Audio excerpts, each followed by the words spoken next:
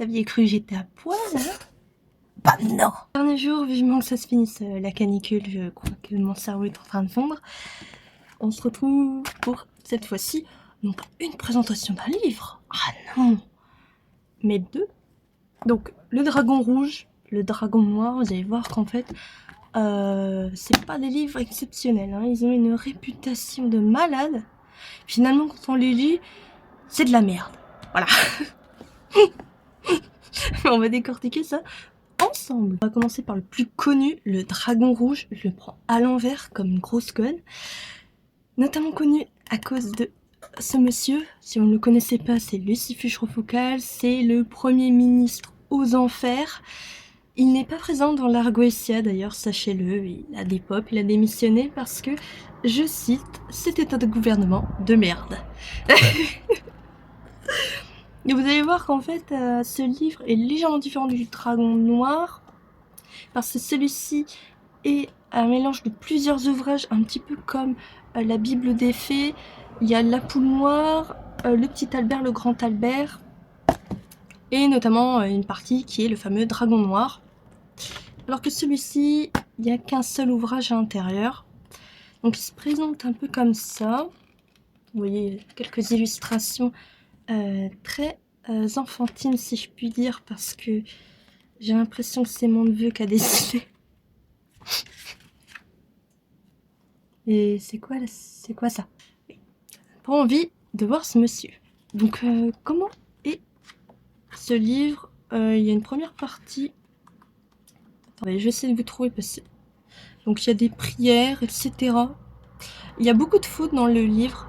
D'ailleurs dans le titre, il y a des grosses fautes. Vous avez des histoires d'offrandes, de prières, un peu de tout et n'importe quoi. D'ailleurs, il y a la signature apparemment de Lucifuge Rofocal. Donc, il nous écrit un petit peu en approximatif qu'est de l'hébreu. Il provient pas de cette mythologie. D'ailleurs, on ne sait pas vraiment d'où provient Lucifuge Rofocal, sachant que c'est une déité, ou du moins un démon, qui provient des folklores médiévaux.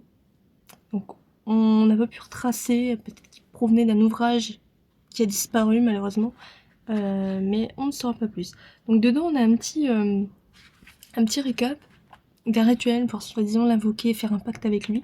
Et ce qui est très drôle, c'est que ça fait comme le théâtre, vous avez des didascalies, vous avez même ses réponses. Par exemple, réponse et convention de l'esprit, ne me frappe pas davantage, je te promets de faire tout ce que tu voudras. 2 heures de nuit de chaque jour de la semaine. Oh. Je doute que le mec te parle comme ça. Hein. Il y a une seconde partie. Attendez que je trouve ça. Donc qui est un peu plus hiérarchie. Donc pareil, là on a des dessins d'un enfant de 4 ans.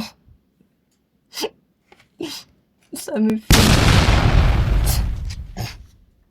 Merci.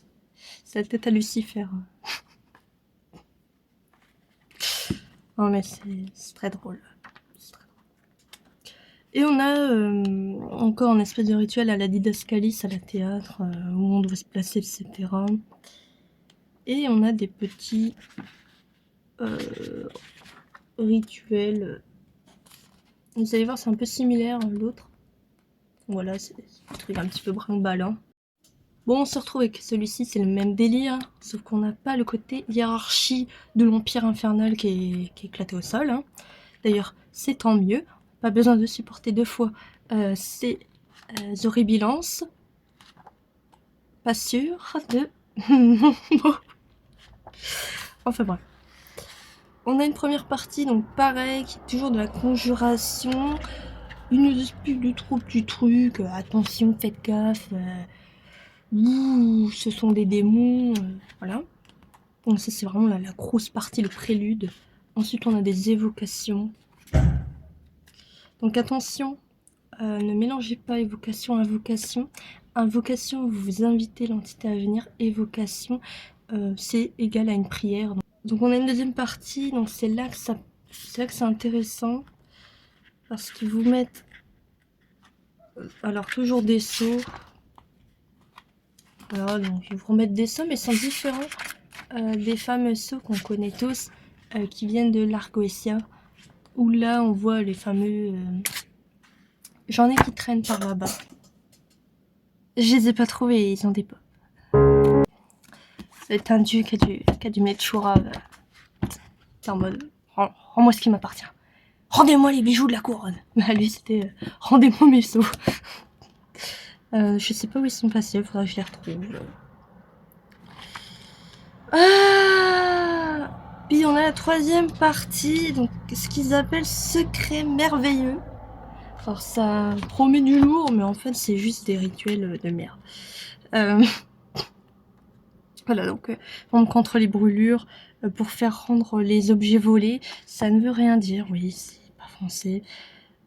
Pour arrêter un serpent, contre charme, pour se rendre invisible, enfin bref, c'est beaucoup de trucs très lointains, si je puis dire, parce que je vous parle beaucoup de chevaux, on comprend que c'est une époque révolue depuis belle lurette. Et on a en dernière page, donc encore une section d'oraison, mais qui est pas très utile, dans le sens où ils vous mettent du latin ou du français mélangé, mais surtout ils vous font faire appel au début du livre à des entités contradictoires, dans le sens où vous faites appel à des démons. Et là, à la fin du bouquin, ils vous disent faites appel à Jésus-Christ ou la Vierge Marie. Ça n'a aucun putain de rapport. Maintenant, la question que vous posez tous, probablement, à mes nombreux visionnaires de films, de YouTube, de cassettes, de vidéos. Pourquoi j'ai acheté ces livres? Et combien je les ai achetés? De tête, je les ai eus pour une quinzaine d'euros, il me semble, séparés. Lui peut-être pour les 13-15 euros, celui-ci un peu près similaire. C'est pas des livres qui m'ont coûté très cher, par contre, heureusement, parce qu'il y a déjà des fautes dans le titre, etc. Dedans, des phrases qui sont absolument pas françaises. C'est pas très intéressant. Moi je les ai achetés parce que forcément quand on a une bibliothèque ésotérique, on a besoin d'avoir ces livres dans le sens où ils ont une certaine réputation, qui fait qu'on est en mode waouh, trop bien, ça a l'air génial. Il y a des pratiquants qui vous font croire que limite posséder ces livres, vous avez les portes de l'enfer qui vont s'ouvrir. C'est faux. Même si l'enfer est là, je suis en train de brûler. Mais non, il n'y a pas d'enfer, il n'y a pas de malédiction ni rien. C'est du bullshit juste pour vous faire croire que ces livres sont dignes d'intérêt alors que pas du tout. Voilà.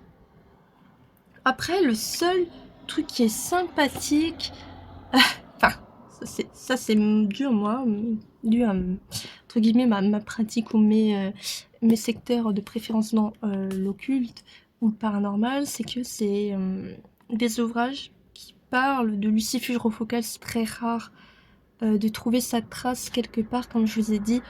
On ne peut pas dater cette entité, on sait pas vraiment si c'est un folklore purement médiéval, purement renaissance, ou alors s'il date d'avant et qu'on a remixé cette entité comme bon nombre de dieux d'avant, et il a eu une réputation un peu bizarre. Voilà, d'ailleurs, sachez-le, c'est le seul démon ou dieu qui a 3 cornes. Voilà, c'est l'anecdote de merde. C'est... voilà, hein. Ah non, j'en ai une deuxième. Fut un temps, j'avais fait une statue de Lucifuge Rofocal, voilà. Et bon, ça s'est très mal passé. Je dis pas la tête qu'il avait. Par contre, sachez-le, c'était très drôle parce que je l'avais placée donc dans ma bibliothèque qui est par là-bas, je crois. J'ai changé de place, elle est plus là-bas, enfin elle est plus là-bas, elle est là. Et ben, j'ai vu 2-3 trucs un peu bizarres. Si vous voulez, je vous ferai peut-être une playlist de toutes mes histoires paranormales que j'ai vécues du près ou de loin. Ça peut être intéressant. Bon, que vous me croyez ou vous me croyez pas, moi je m'en tape, je m'en bats la race, comme je pourrais le dire. Enfin voilà, j'espère que ça vous a plu. Et on se retrouve probablement demain pour une autre vidéo encore de décryptage des sous.